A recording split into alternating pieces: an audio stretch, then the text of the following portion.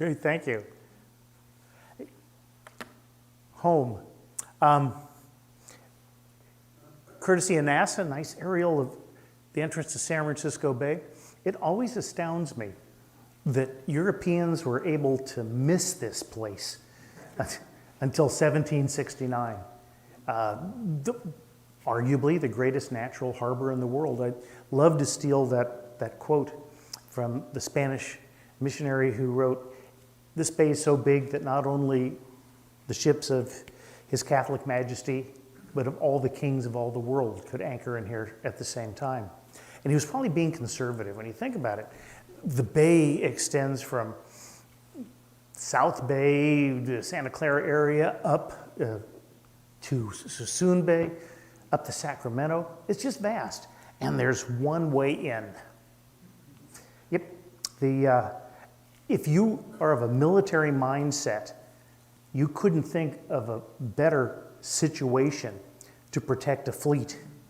A protected harbor, safe from storms, only one way in and out, narrow with high bluffs on both sides. It's made to be defended. We won't go into the background of how Spain came to be in control of California. They stole it. I mean, so everybody takes something from someone else. Spain got control of San Francisco, starting in 1769 when the first explorers came here. The Presidio of San Francisco and Mission Dolores were founded in 1776. Why? I try to explain to people that the reason that Spain was even interested in this harbor was to keep anybody else from taking it away from them. This was nominally land that the King of Spain had controlled for centuries, but it had never been explored, never been institutionalized with a Presidio, frontier army post, or a mission. But there were other people that were interested in this part of the West Coast. Coming down from the north, Russian fur trappers. English traders were starting to make their way across Canada. Spain was in the position of occupy it or we're going to lose it. And that was the whole reason for setting up San Francisco. Have a presence on San Francisco Bay.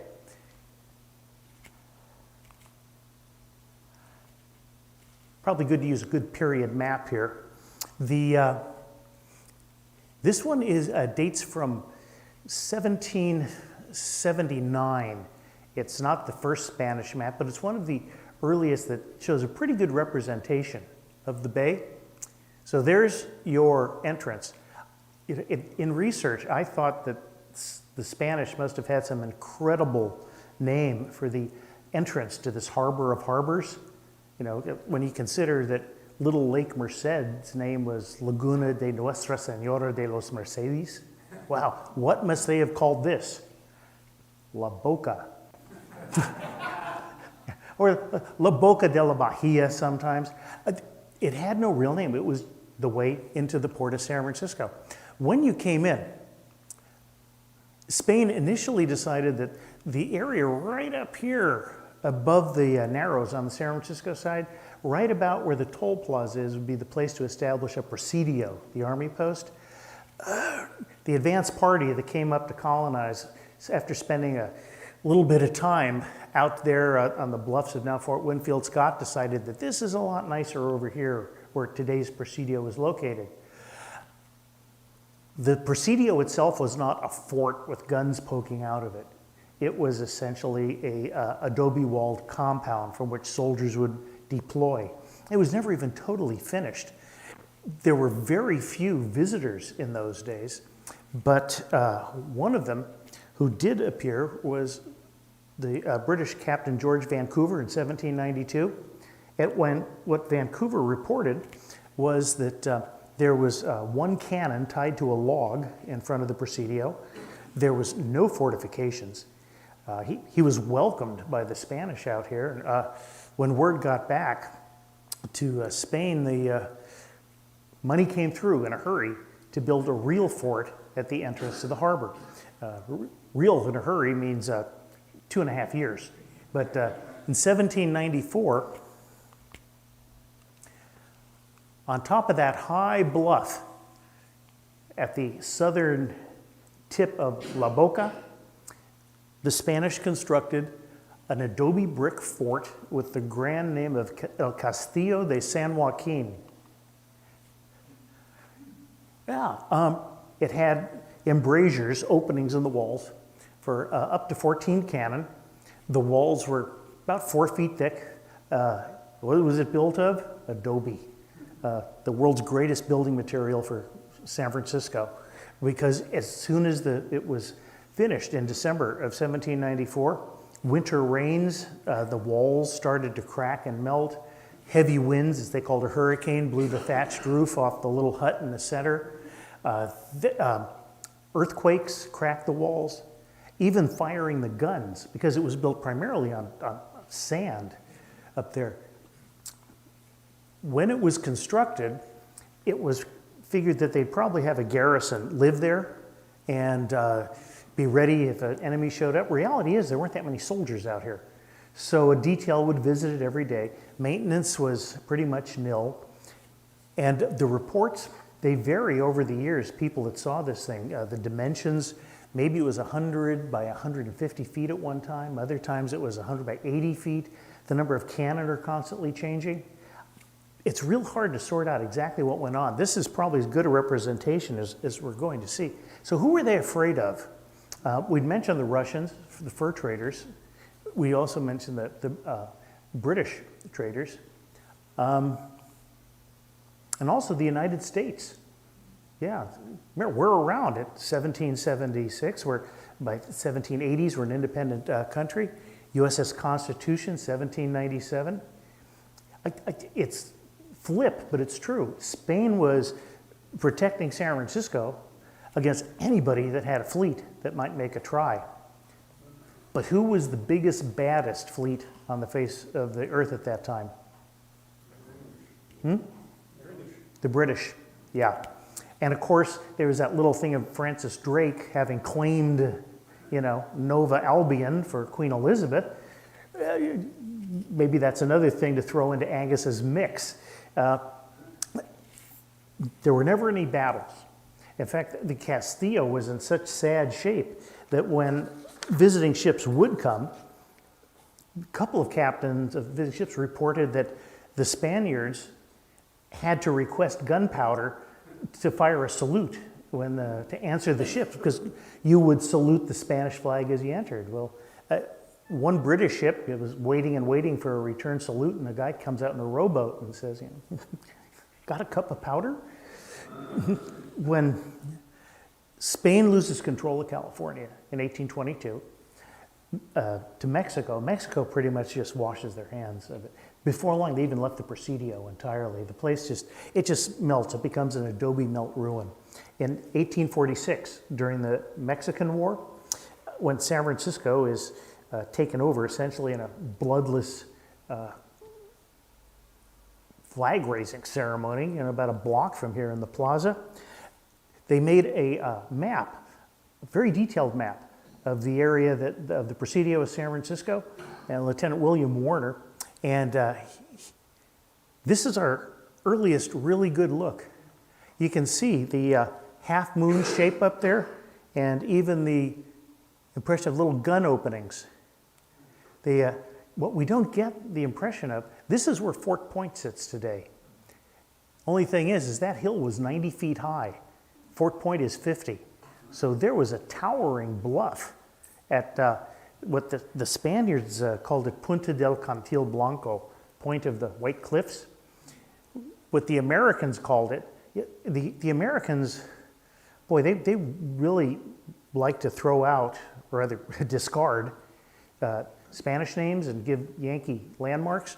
Because there was a fort on top of a white cliff, they called it Point Blanco or Fort Blanco, or the point of land was simply called, because there was a fort on it, Fort Point. And that's where the name comes from.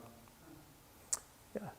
And what the Spanish were afraid of actually happened on July 9th, 1846. An American warship shows up, the USS Portsmouth. Marines and sailors, they raised the American flag. Pretty simple. One of the first things they did was they went out to the Castillo because they wanted to see if the cannon could be salvaged.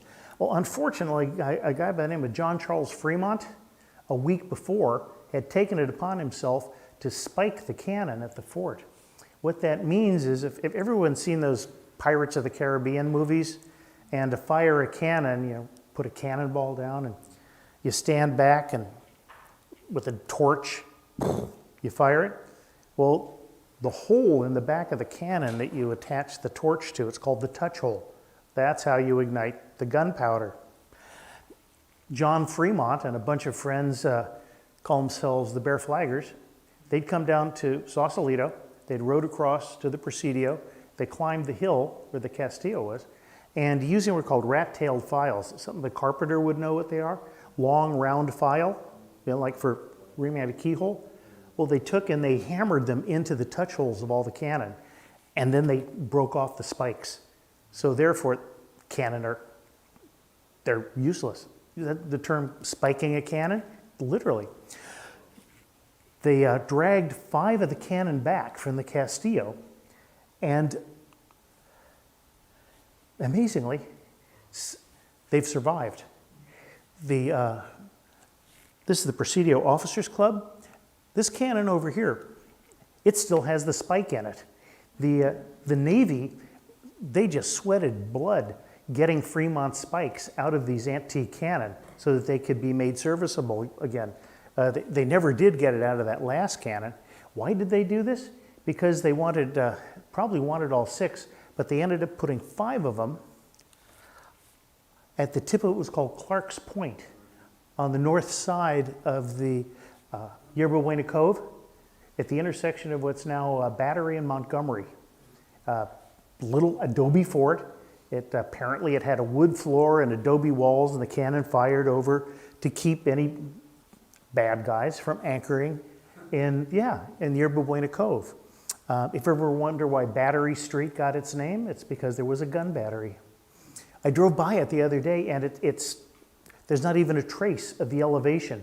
That area has been so chopped down and hosed, and I guess used for bayfill. That was it. When maybe 450 people were living in the little town of Yerba Buena, it would soon change its name to the city of San Francisco. About the time of the American conquest, 450, 500. January 1848, gold is discovered on the American River. And the number that I use, I think most historians agree, about 850 people were living in the city at that time, polyglot. There were Mexican Americans and mestizos and Yankees and people from the South Seas. 850 people. A year and a half later, there's 25,000. That's what gold will do. A year later, there's 35,000. And all of a sudden, the little port of San Francisco, that really didn't have too much going on, except it was a great place to drop anchor after coming down from the whaling season. All of a sudden, this harbor, the port of ports, the harbor of gold. Not only is it exploding with ships, it's also exploding with industry. There's shipyards, there's banking houses, there's factories. It's a very valuable port. All of a sudden it becomes a state. So many people, so fast. And we were separated by about 1,500, 1,800 miles from the rest of the United States, what some people call howling wilderness.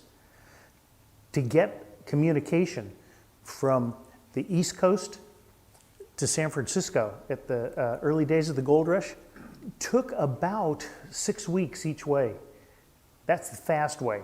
That's if you were to sail from New York to the Isthmus of Panama, cross, and then come up the other side. That's if you made connections. It was not like there were timetables. Because of the remoteness, the U.S. government decided they need to defend this harbor. And not just because of the civilian developments. Also, you have Benicia Arsenal. This is where the weapons, the gunpowder, cannonballs for the Army west of the Rockies. It's all there, up at Benicia. Far enough inland that a ship couldn't just sail up next to it and bombard it. But still, it's close to the bay, needed to be defended.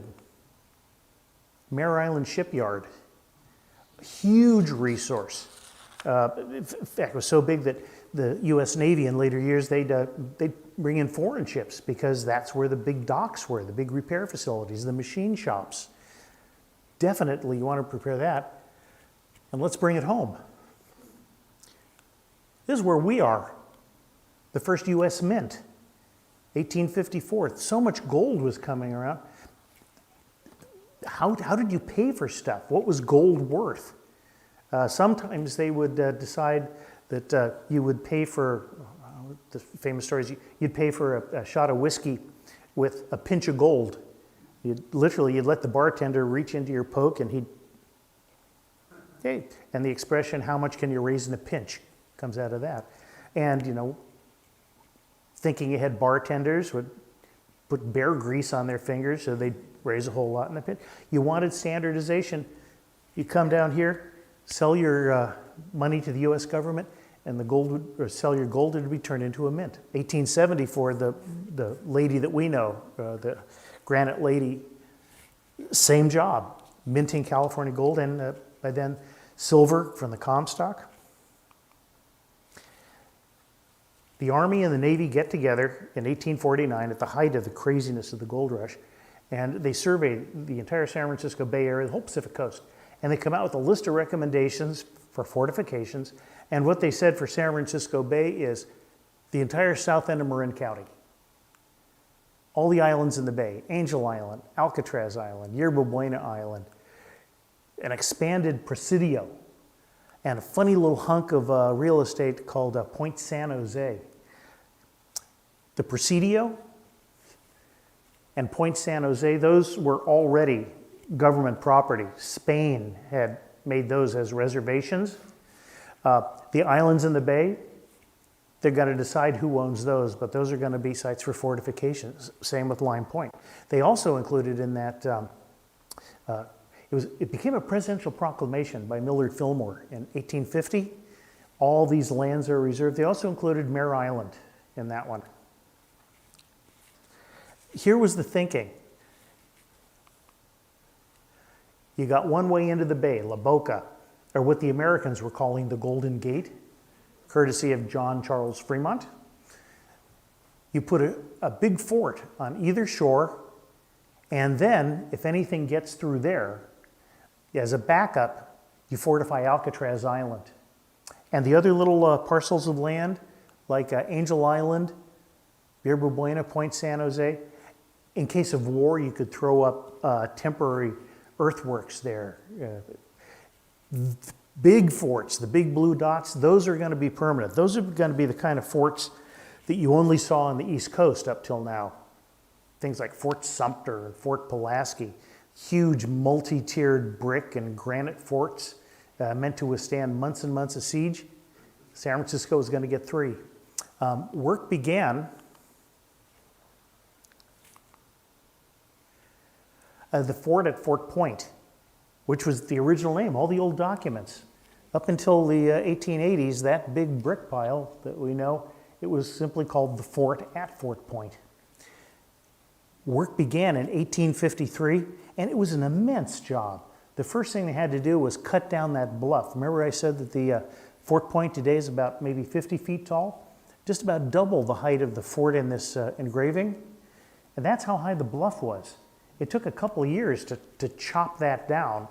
They wanted the lowest level of the fort's guns to be at close to the level of the water. I'll explain why in a sec. There's no photographs of Fort Point under construction. There are some rude sketches from a distance like the one I just showed you. The first photographs are taken when the fort was finished. This is a photograph of a near twin fort at Willets Point in New York, showing you the maze of rigging to swing the huge granite blocks into position. Who was doing this? Trained masons with an army of laborers underneath them. Where'd they get these folks? Basically from the ranks of busted 49ers. People came out here hoping to make it and finding out getting gold wasn't that easy. So they were paid, astounding rates of pay, sometimes $1 a day, much more than they ever would have made on the East Coast. But this was California during the gold rush. Fort Point, in some ways, was similar to Willets Point in that Fort Point was supposed to be built entirely of granite. If you go into the fort today, only the first floor is granite. They had such a hard time finding a source of granite, they had to go as far as China to find granite that met government specs. There just weren't quarries in California that could provide granite in these quantities. They decided after one tier that they'd switch to brick, and the vast majority of Fort Point is actually brick. One of the few that's a composite. It took, boy, some of these forts on the East Coast would be under construction for 20, 25 years.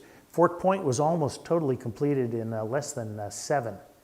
At 1861, the fort's still under construction, but she's almost ready to go. This is a 1853 plan of the fort. Boy, they included every elevation and cutaway section and everything else they could on this. It's signed by the Secretary of the War, who's a guy by the name of Jefferson Davis in those days. And his son was one of the supervising engineers. What I especially like about this, I have to use the omnipresent pointer again. In the circle, you can just make out, you see the horseshoe shape? That's the Castillo de San Joaquin. They hadn't cut the bluff down yet. They were using the outline of the Castillo as a fixed reference point as they began to stake out the location for the American fort at Fort Point. Yeah. If you were to cut away the fort, there were over 30 forts, there were close to 40 forts of this general design build, almost all of them on the East Coast, some on the Gulf Coast. Fort Point is the only one that was completed on the West Coast. And it's the only one of only 2 that had 3 stories of guns with a 4th story on the roof. All the others were 1 and 2 stories. Shows you how important the Army considered San Francisco to be. The lowest tier of guns, level of the ocean's only right about where my hand is. It was a technique that sounds absolutely absurd, but they would do was the lowest tier of guns, they would fire and the cannonball as it dropped would skip off the wave tops, like skipping a stone. And they would heat the cannonballs in a large furnace till they were cherry red, very quickly fire them, and the cannonballs that were called hot shot, they would skip across the wave tops, and then they would embed themselves in the side of a wooden ship, set it on fire. Yeah, that'll spoil your day. The top of the fort was ringed with cannon, not firing through the walls, but exposed, but they could turn 360 degrees. And they established a range of fire. The furthest you could fire one cannonball from one of these antique guns was about 2.5 miles. You're not going to be hitting much at 2.5 miles. That's why the fort was built to hold 126 cannon. You fired lots of cannon, and at far distance, maybe you're going to hit something if you keep firing. As the target gets closer and closer, the more likelihood is that you're going to hit. In the middle of the bay, Alcatraz. Here the engineers decided that they would design something unlike anything else in the United States. Alcatraz is 22 acres of sandstone. It had no water. It had no vegetation. They had to build everything from a dock to even set foot on the place, carve roads, dig underground storage magazines, water tanks, build living quarters, and instead of tunneling out the island and having the guns fire through the walls, they decided to simply carve out the whole perimeter of Alcatraz in every direction with the heaviest cannon of the day. Don't get too much into the weeds on nuts and bolts, but most of these cannon fired cannonballs ranging from 64 pounds to 128 pounds. 8 inches in diameter, 68 pounds, 10 inches, 128 pounds. These pictures were taken on Alcatraz early in the Civil War. They were actually not supposed to have been taken. They were shot by a local San Francisco photography firm that was invited out by the commanding officer who had neglected to get permission from Washington, D.C. And all these photographs showing all these guns, these were ordered destroyed by the Secretary of War, a guy named Edwin Stanton. And they were serious. A group of soldiers from Alcatraz was dispatched to the offices somewhere here in the financial district of the photographic firm of Bradley and Roloffson, and they seized all the negatives, and they seized the lists of all the people that had ordered advance copies of the photographs of Alcatraz.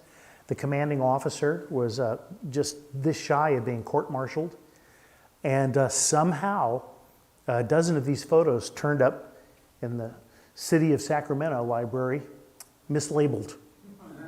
That's one of the great joys of being a historian, finding stuff that's been misfiled, and you get to think you're the first one.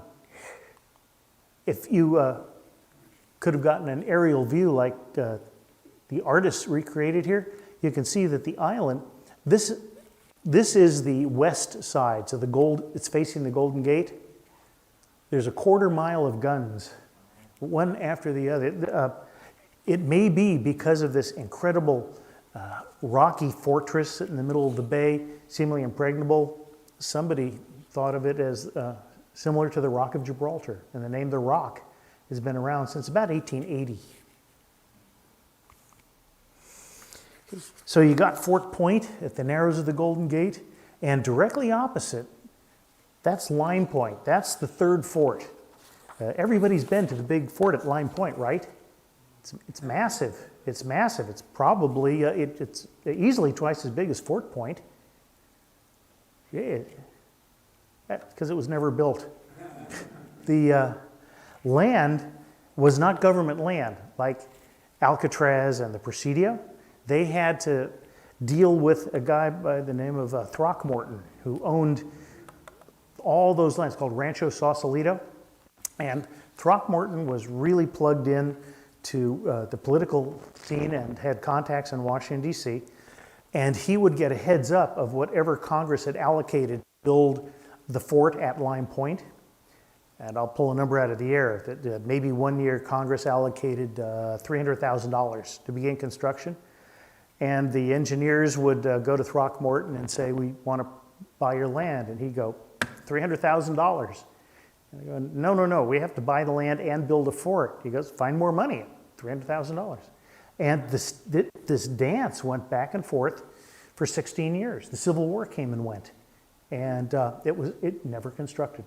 In 1866, the government, wasn't in such a fever to buy the land and build the fort, and they reached a asking price. And today we call that land Fort Baker and Fort Barry.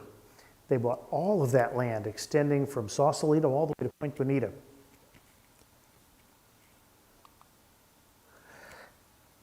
While these forts are under construction, or being planned and caught up in real estate negotiations, technology is changing. Forget old Ironsides. The British came out with HMS Warrior in 1860. Iron hold, steel propulsion, rifled cannon. It looks like a sailing ship. That's because they tended to hold on to sail auxiliary rigs, even though see her two stacks. The French came out with one, much more boxy and not very elegant looking, called Gloire. And all the nations of the world with fixed fortifications began to sweat with these things, because what's a cannonball going to do to a steel ship like this? Now, these weren't like World War II battleships where the sides might be 2 feet thick. We're still talking maybe an inch or two of iron backed up by wood. So they're starting to think, how are we going to deal with these new threats? And the Ordnance Department starts to look at new types of artillery. The engineers start to look ahead to different types of forts. And then all of a sudden, we're totally sidetracked. And arrival of the Pony, attack on Fort Sumter. And the attack on Fort Sumter was April 12th, 1861. You read the date up there? April 25th. What took so long? Pony Express. That's how we got word. There wasn't even a telegraph across the United States at that time. And we were really hanging out here. San Francisco was, we're Union. We're a free state. However, there were a lot of very active and really noisy and really obnoxious Confederate sympathizers. Oh, and they called themselves the Knights of the Golden Circle. They had clandestine meetings. And they started to make plans for maybe we can take over maybe those forts. Maybe get someone to leave the back door unlocked. They were especially interested in Fort Point. Reason is Fort Point, it had a real vulnerability. It's at the end of a point of land, and the land rises behind it. You could easily cut Fort Point off, and if the couple of cannon mounted on the high ground, think about where the toll plaza is today, you could lob cannonballs into the fort. It wasn't totally finished in early 1861. To make sure that the Confederate sympathizers didn't try to make a play on the fort while it was still awaiting its armament, the general, Albert Sidney Johnston, he ordered in February troops to occupy the fort. It didn't even have cannon yet. They were still doing things like hanging doors and installing windows, but a company of soldiers, 89 guys, moved into the fort. They were going to hold onto it. Now, Alcatraz was already garrisoned. Alcatraz was finished first in 1859. Johnston ordered that any ship seen flying a Confederate flag be fired into and sunk, no questions. He also ordered that the Benicia Arsenal, where there were untold tons of munitions stored, that some of the munitions be stored on boats anchored offshore, and that 10,000 muskets and 100,000 rounds of ammunition were transported to Alcatraz for safekeeping. He wasn't playing around. What's amazing is he was a Southern sympathizer. He was, Albert Sidney Johnston was considered the finest officer in the United States Army by Jefferson Davis. He wanted to put him in charge of his armies. But Albert Sidney Johnston was a West Pointer, and he had sworn an oath of allegiance, and he knew his relief was coming. And until his relief came, the actions that he took drove the Confederate sympathizers nuts, because they realized that this guy was going to be a hero of the South. Everybody knew. In fact, people were talking about what a traitor he was before he'd even done anything. No, there's an apocryphal story that a fellow named Asbury Harpending, and yes, and a couple of other of these guys, they calling themselves the Knights of the Golden Circle, you know, a step away from the Proud Boys or something.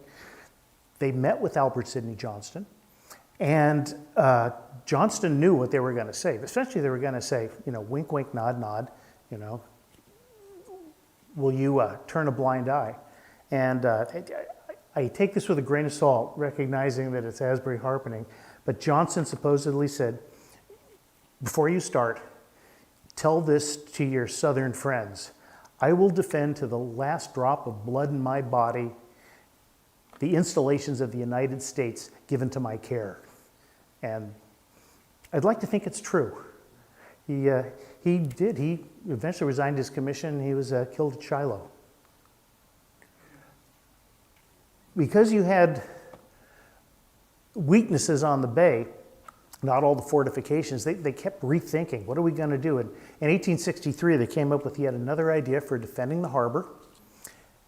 And you can see the concentric rings of fire from each of the locations where forts were going to be located. Fort Point, Lime Point, they're still sure they're going to get it, Alcatraz, and all of a sudden you've got Yerba Buena Island, that was going to be fortified, and a place called Rincon Point, right about where the Bay Bridge comes ashore. Not all of this happened. This is a very odd map to us because they changed their minds after this map was published. Instead of doing anything with Yerba Buena Island, instead, Angel Island and what's called Point San Jose. Those were fortified. Angel Island ends up with 4 different gun batteries on it, all facing the Golden Gate.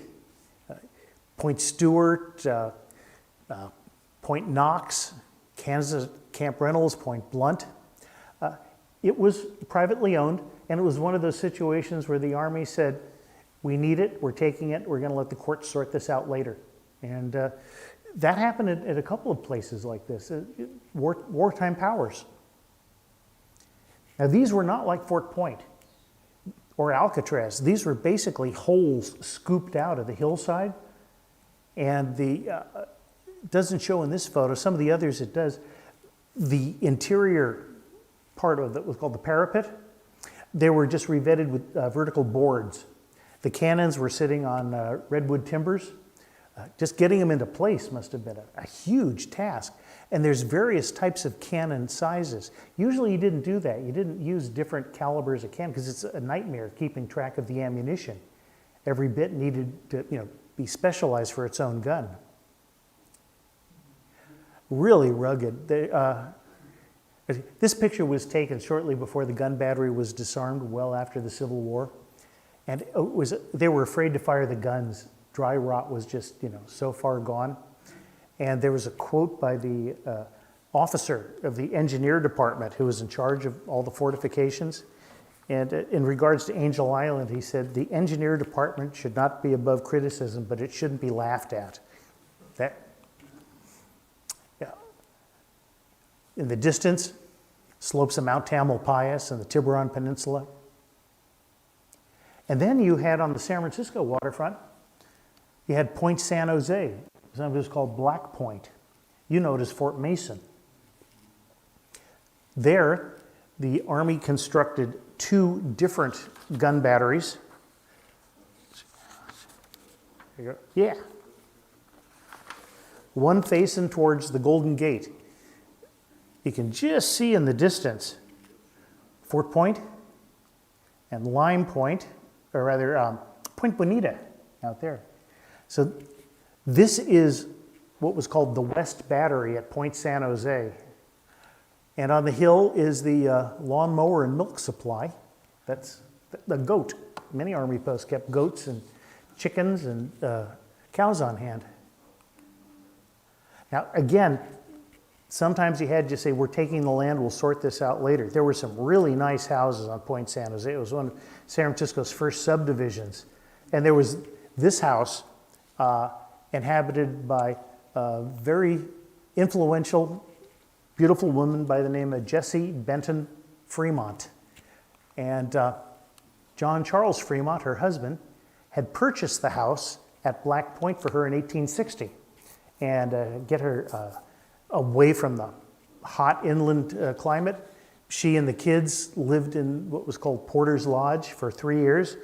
And in the summer of 1863, the Army came in and said, we need your land. Her house sat exactly where one of the gun batteries was going to be located. They were evicted. I don't feel too bad for them. They were wealthy as Croesus. But the lawsuits continued up to the 1940s, trying to get compensation for this.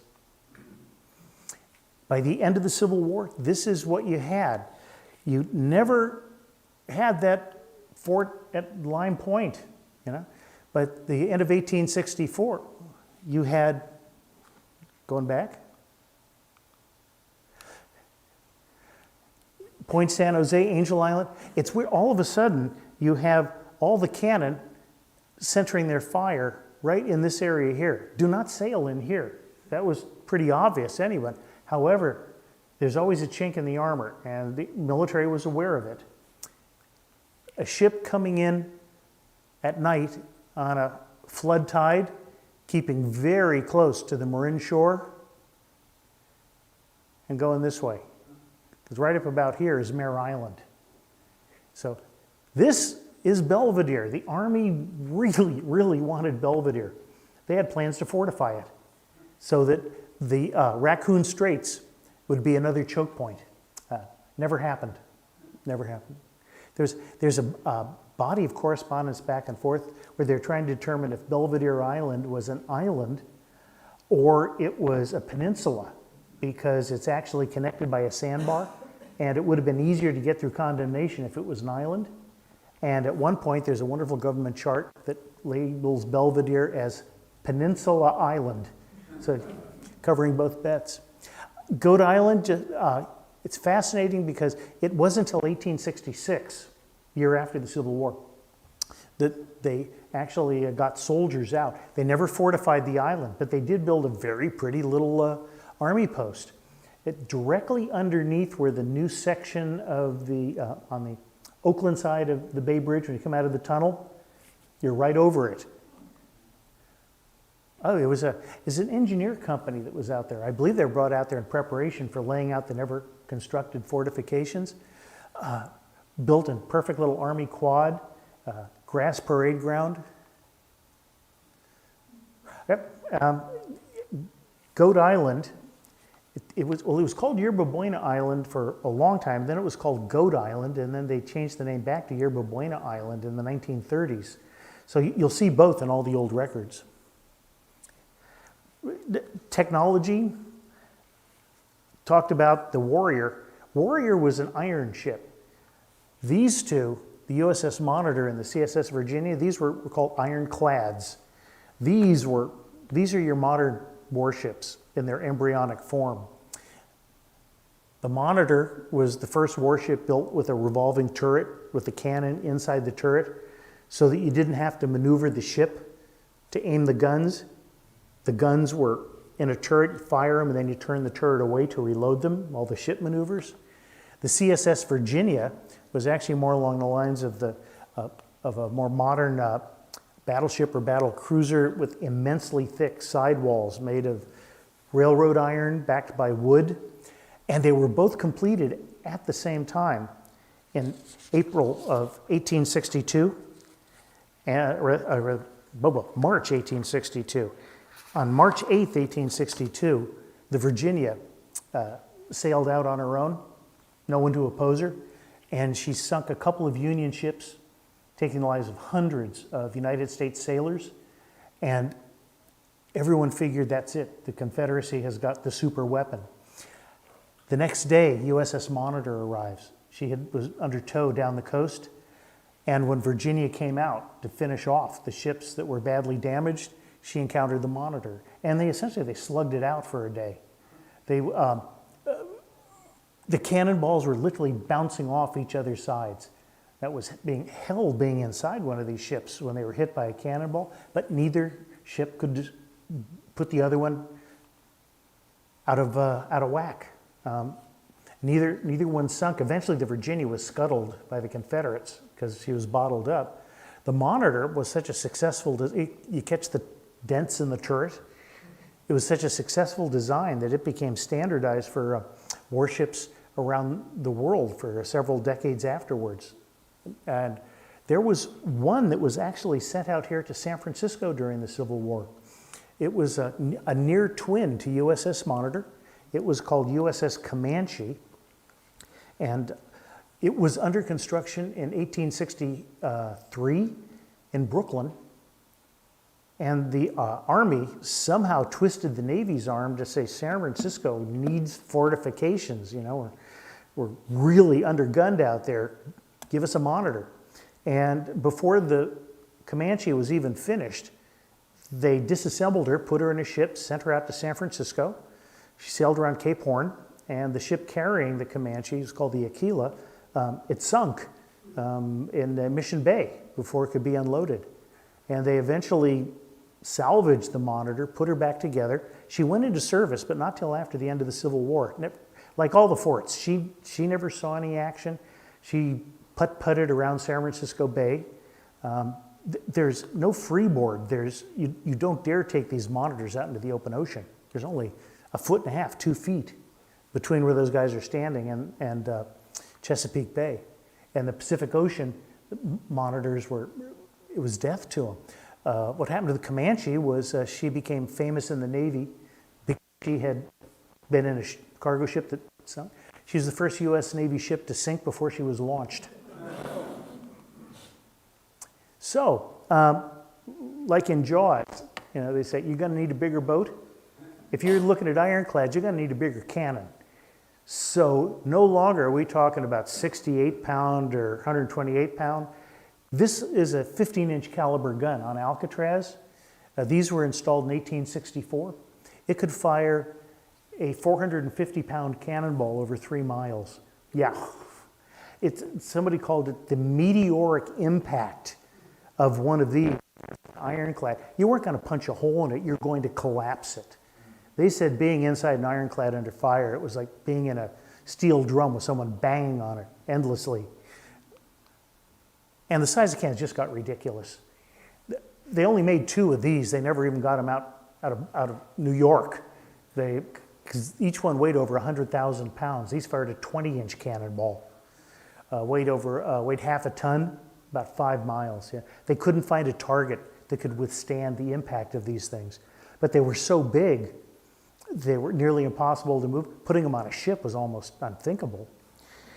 So what do you do? Make matters even worse, new types of cannon were coming in. Not every cannon has to fire a smooth cannonball. That's just how it had been done for centuries. New types of cannon were coming online that were rifled. And what rifled means is that the inside of the barrel of the gun, it has spiral grooves cut in it. And the long pointed projectiles, we'd call them artillery shells today. They used to call them bolts, B-O-L-T-S, like a lightning bolt. Those things caught the grooves and they came out spinning like a spiral football, and the range increased by about 20, 30, 40%. Accuracy, incredible. These started to appear, they were made in Europe, they were made in the United States. No one had actually used them in battle before until Fort Pulaski, mouth of the Savannah River, Union Fort, but it had been abandoned by the Union and Confederates had taken it over. The Union decided to get them out of there, and they laid siege to Fort Sumter, and they brought up a number of old-fashioned classic cannons, firing big round cannonballs, and they also brought up a series of rifled artillery. This is what the regular cannonballs did the exterior of the fort. Just pockmarked it. I mean, you can see there's no holes going all the way through. In some cases, you can go there today and the cannonballs are still embedded in the walls. The rifled guns were told to focus their fire on one specific area of the fort, and they tunneled right through the walls of the fort. And after only 30 hours, the artillery shells were going through that hole across the huge parade ground and bursting against the wall of the powder magazine. So it's a really good time to surrender, and they did. Fort Pulaski showed that masonry forts could not stand up against modern rifled artillery fire. The other example was Fort Sumter in the middle of Charleston Harbor, sort of a 2 stories high version of Fort Point, a little bit larger footprint. That's where the Civil War began, when Union soldiers inside surrendered to Confederates who were firing on them. Well, the Confederates took over, and the Union wanted the fort back. They had to control Charleston Harbor. For 2 years, the Union slugged it out, shooting at what was left of Fort Sumter. And what they did is they turned it into just a rubble pile. And inside that rubble pile were dozens and dozens of Confederates, very upset Confederates. But the broken brick turned out to be a sort of a fait accompli matter of absorbing the artillery fire. You fire into a pile of broken bricks, it rearranges the bricks. It doesn't bust through them anymore. They were learning during the Civil War that forts like our Fort Point, they're giant targets. And you got a couple of things you can do. The British, who were in the same situation, they thought, well, maybe if we cover them with armor plate, and the British actually did armor some of their forts. We never tried it out here, we considered it. But no, the US Army decided that we're stuck with an obsolete fortification system. And when the Civil War ended, they set out on designing yet another system. And what happened to Fort Point? Essentially, once the soldiers were removed in 1867, it was used only for training, and it was used as a site for tourist photos. This popped up on eBay. And remember I mentioned the name Bradley and Rolofson earlier at San Francisco? This is Mrs. Rolofson. Her husband got her into Fort Point and posed her sitting on a cannon. And I didn't win it. You know, somebody paid a whole lot of money for this. And also too, it's because we don't have that many pictures of people in Fort Point. It's kind of a rarity. What the government decided was we're going to learn from the battlefields. We're not going to build giant brick edifices. We're not going to let our big forts be blown down. What we're going to do is we're going to build from scratch, and we're going to build them out of dirt. Earthwork batteries. This is one that was built just above the hill, above Fort Point. It's kind of a weird looking thing. It humped earth and cannons and what's all the funny brickwork? If you were to look down on them, this was a nationwide standard, came out of the engineer's office in New York, and it was replicated all over the United States. Pair of cannon and then a earth hill, a fake hill, and inside the hill, there's a powder magazine. And you just string these things together, you know, like someone said, like pop beads, as long as you need. And I've seen them New York, I've seen them in Charleston, Savannah, mouth of the Columbia River. They vary a little bit in the details they're made of, but this was a very standardized plan. Another view in the Presidio, the two cannon, the Marin headlands in the distance, and an aerial view of one at Fort Baker. Yeah, beautiful. They never finished any of them because it took so long to build these. Plans came out in 1870. Construction began in late 1870, 71. 1876, Congress, just disgusted by money going for one generation of fortifications after another, cuts off all new construction for fortifications. There were a few cannon mounted, but it's never like they had at the Presidio. There was like 3/4 of a mile of those earthworks above Fort Point, and only about 8 cannon were ever mounted. They left quite a trace, though. They were on Angel Island, Lime Point. All the previous places that had been reserved, they were all being modernized, and it stopped. And Congress didn't just stop with the Army. They also cut the Navy off. All the Navy was allowed to do was to keep old ships in repair over and over again. And until about 1890, we had the stagnation of all the fortifications of the U.S. Navy. And Europe was still going at it hammer and tongs. There was the Franco-Prussian War. There were advances that were being made in ship design and in artillery. And by 1890, this is what a battleship looked like. This is the French battleship, the Charles Martel. They're almost comic bookish, but they're modern. Steel armor plates, long-range guns in those turrets under the awnings fore and aft. And we're still firing Bugs Bunny cannonballs. In 1890, the Army got permission to once again start to rearm. And this would be another talk I'll give another day, the modern coast artillery. Here in San Francisco in the 1890s, up until the early 1910s, a massive construction project, this time finished, to bring San Francisco up as one of the most heavily fortified sites in the United States. Really quickly, traces of these past fortifications. 6 of the bronze guns from the Castillo de San Joaquin survive. I wish I could trace all of their movements, but we know they went from the Castillo to Fort Montgomery, and at some point they were dragged back, and we see them in the Presidio. Some cases they were buried muzzle first in the ground. You know what a fender post is? Yeah, to keep carriages from bumping into the corner of a building. Other times they're displayed flanking like the exterior doors to Fort Point. They just keep moving and moving. There are 2 outside the Officers Club. There's 2 next to the flagpole at Pershing Square. 1 in the Officers Club in the museum and 1 at Fort Point. They're the oldest fortress guns in the United States. Some of them were cast in the 1640s. On Alcatraz, this recently came to light when they were refurbishing an old building. This is the cornerstone, if you will, to Alcatraz, and with the antique spelling, Alcatraz Island, 1857. We've restored one cannon position. All the other gun positions that I showed you, they were all destroyed. They were all buried. They became the site of powerhouses and apartment houses and cell block buildings. We think they're still there, buried, but we'll probably never see them because of later generation construction on top. This was a little 24-pound howitzer. And underneath the powerhouse, we found this room. This was a powder magazine that was constructed, the date was, I think, 1857, for storing barrels of powder and prepackaged cartridges.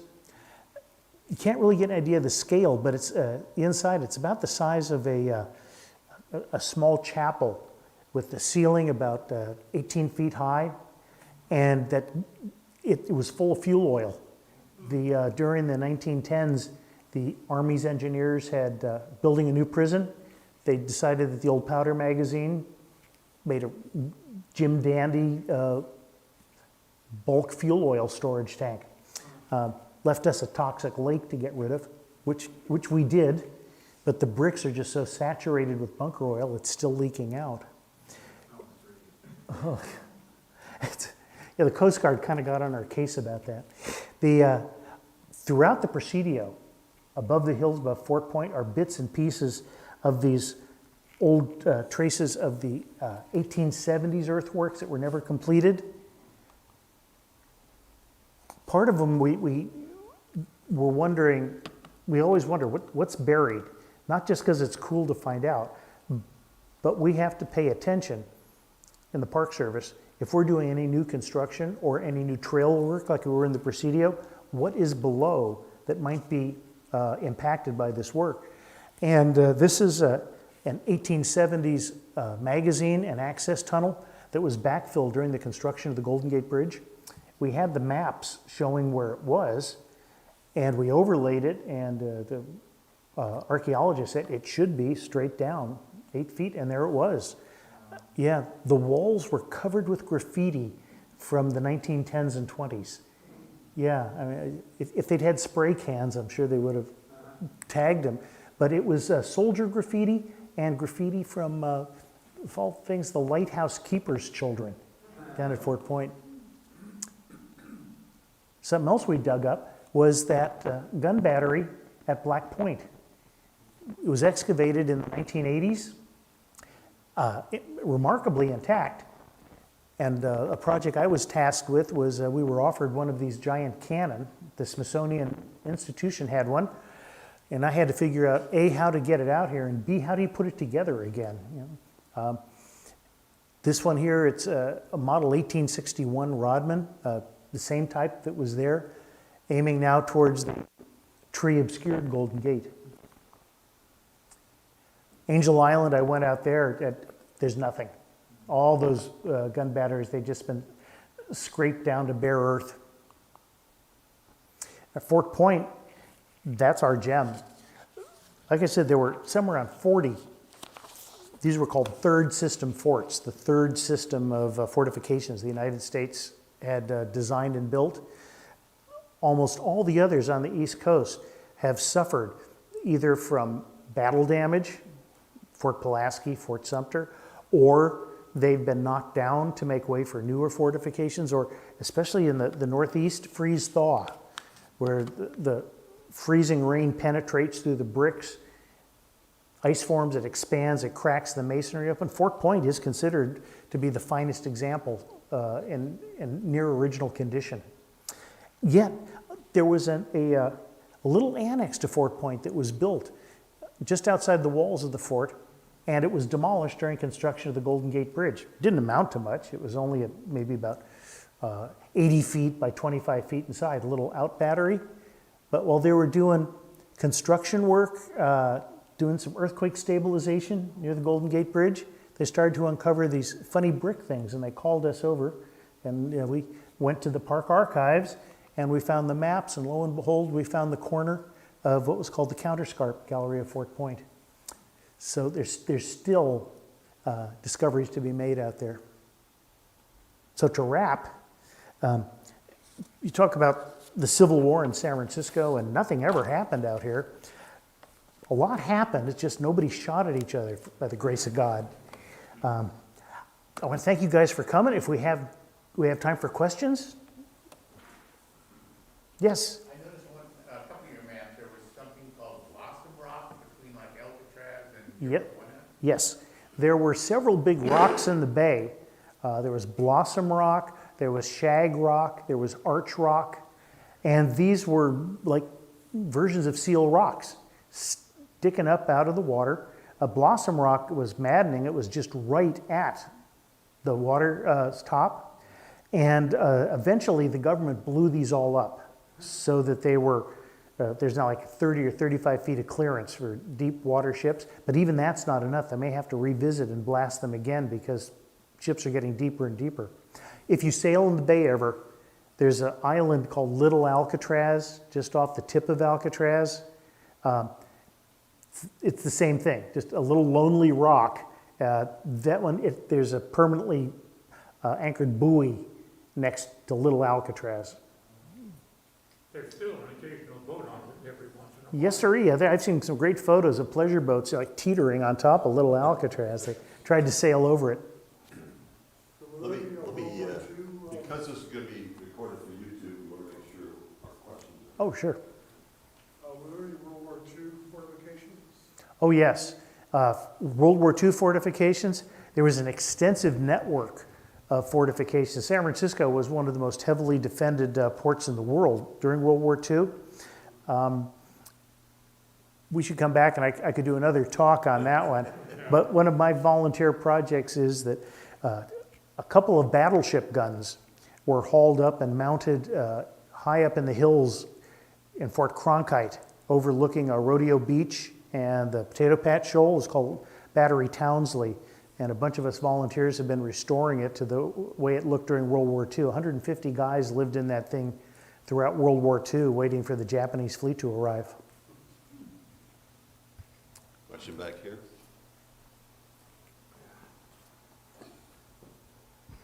Thank you. When you said in 1870 that they stopped building the forts and Congress wouldn't fund it, was there some kind of a depression at that time? I'm thinking 1873, though.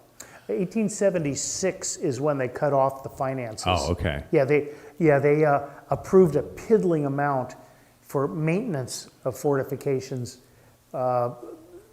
painting doors, mowing lawns. So was that a result of that financial collapse?